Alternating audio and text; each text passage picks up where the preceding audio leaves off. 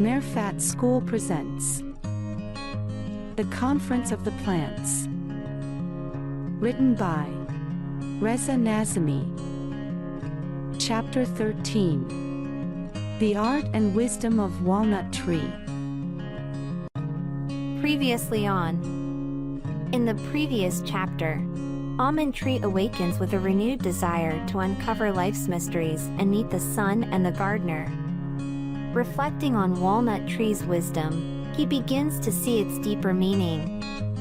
Date Seed expresses sorrow over life's struggles, and Walnut remains silent. But when Radish shares similar complaints, Walnut responds with warmth and reassurance. Confused, Almond asks Walnut to explain. Walnut teaches about the fortresses of belief, where pride seeks superiority, fear avoids challenges, and prejudice resists change. True wisdom, he says, comes from building beliefs while staying open to growth. Almond, moved but still unsure, feels peaceful, trusting that clarity will come in time. Now, let's continue to Chapter 13. The Art and Wisdom of Walnut Tree. A new morning dawned, and the sky grew bright. Almond Tree gently shook his leaves and took a deep, refreshing breath. Reflecting on the previous day, he thought about the lessons he had learned and let their wisdom settle in his mind. The memory of the final lesson brought a smile to his thoughts. I must learn more from Walnut Tree, he mused. His mind wandered back to where it all began and how it unfolded into such a beautiful lesson. Suddenly, he remembered. It had all started with a simple question. In a contemplative tone, he murmured to himself. I recall asking Walnut Tree how he seemed to help others just by observing them. I questioned why he chose to assist Radish but remained unmoved by Date Seed's sorrow. In response, he taught me that profound lesson. Yet, despite its value, I can't shake the fact that he never answered my question, and that doesn't seem fair. He reflected to himself. I have learned an important lesson. In truth, Walnut Tree has shared his wisdom with me, and I am truly grateful for it. A few moments later, he wondered how Walnut had so skillfully avoided answering his question. His cleverness had revealed him to be a shrewd thinker. But how can I trust someone like that? How can I trust a tree that won't answer my questions? This uncertainty threatens the very foundation of my trust in him. Lost in thought for a while, he eventually came to the conclusion that he must protect this trust. If Walnut is mistaken, it's my responsibility as a friend to help him see it. I'll go to him and share my concerns openly. With a heavy heart, filled with doubt and grievance, he made his way to meet Walnut Tree. On his way, he spotted Date Seed and noticed something strange protruding from her side. He felt the urge to stop and ask what was wrong, but his anger and frustration drove him forward, leaving no room for pause. He passed by Date Seed and continued, reaching Walnut Tree at last. As soon as he saw Walnut Tree, something stirred deep within him. He paused, captivated by his majestic presence. High in the sky, strong winds blew through his branches, and Walnut Tree swayed gracefully with them, as if dancing in harmony. The winds could not disturb or unsettle him, for he was perfectly in tune with the world around him. In that moment, Almond's anger and turmoil melted away, replaced by a soothing sense of joy and tranquility. Walnut Tree greeted him, saying, Hello, young Almond. What brings you here so early in the morning? Almond, who had initially approached Walnut Tree in anger and frustration, now spoke with a sense of humility. My dear Walnut, yesterday I asked you a question, but you did not respond. In return, however, you taught me a beautiful lesson, for which I am deeply grateful and happy. I spent the entire night rejoicing in what I had learned, and all through the night, I thanked the sun for bringing you into my life. But this morning, as I woke, a small doubt began to grow within me, and I'm ashamed to bring it up.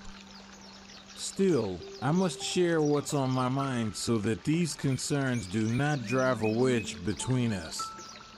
Please, tell me, why didn't you answer my question yesterday? Walnut Tree chuckled and said, I will teach you a piece of wisdom, young almond, and I hope that one day you'll be able to pass it on to others. For when the time comes, you will be responsible for sharing the knowledge you've gained. Every creature of God is confined to some form of prison. In this world, countless reasons, tools, and means exist to entrap anyone. I often see those who come to me seeking to complain and voice their grievances about others. They ask me why they are suffering. To me, it's clear that they are trapped in some issue or situation, speaking to me from within their own prison. If I answer their questions, my response will only lead to more, and before long, I too will find myself caught in their prison. Then, two prisoners will converse with one another. While they may find comfort in having someone to talk to, all I've done is offer them a fleeting moment of solace, without truly helping them escape their confinement. Within me lies a wisdom intertwined with art, one that helps others break free from the prison of their own minds. It's not about simply answering their questions right away. Instead, my way is to guide them in freeing their minds from their inner confinement. Yesterday when I saw you, there was sorrow for Date and anger towards Radish in your heart. When you saw me help Radish, that anger flared up within you. You were troubled because you had built a fortress within yourself, a fortress where you declared, I will not help Radish, for he is ungrateful. My actions contradicted the logic of your fortress, yet you refused to change it and align it with reality. As a result, your fortress lost its credibility, and you knew this well. That's why you came to me with a question, hoping to make one last effort to preserve your fortress. I could clearly see how your mind had become trapped in the sorrow born of prejudice. In that moment, I knew I had to free you from your prison so that you could once again focus on your growth, your development, and your path toward the sun. That's why I shared that lesson with you. The beauty of that lesson, combined with the love flowing between us, soothed your heart and shifted your focus back to yourself. So you spent your day and night in joy, and in that joy, you grew. And that's why today, you are more elevated than you were yesterday. Almond, now having understood the wisdom behind Walnut Tree's actions, remembered his earlier judgments and felt more embarrassed. He lowered his head and said, Dear Walnut Tree, you've taught me another valuable lesson, and I'm grateful for it. However, I must confess that this morning, I was angry with you and had some dark thoughts. Now I feel deeply regretful and ashamed. I don't know what came over me at that time, but I do know that, in your presence, I am truly ashamed. Walnut Tree laughed and said, I know. I know very well. I'm not upset with you. Almond, filled with surprise, asked, You know. How could you possibly know? I haven't told anyone about it. I was only angry and frustrated in my mind. Can you read minds? Do you know hidden secrets? Of course not. I don't read minds. I just understand when, why, and how these things happen. What I can tell you is that yesterday, powerful forces from deep within you had trapped and imprisoned you. I recognized your captivity and freed you from your own prison. Do you know what happened to those forces now? Almond shook his head.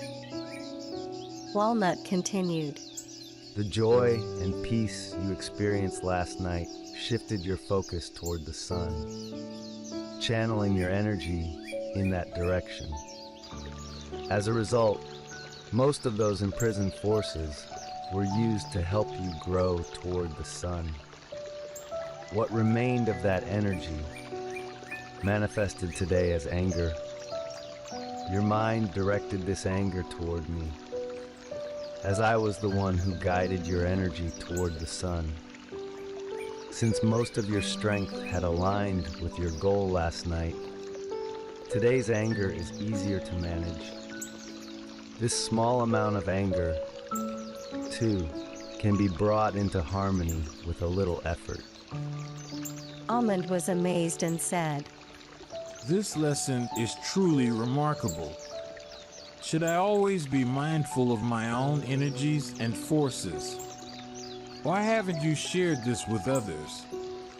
And why haven't you told me earlier? This lesson is only useful for those who have grown into saplings, or at least begun to sprout. For seeds, recognizing and understanding these forces is not easy. I do it for them, without them even realizing it.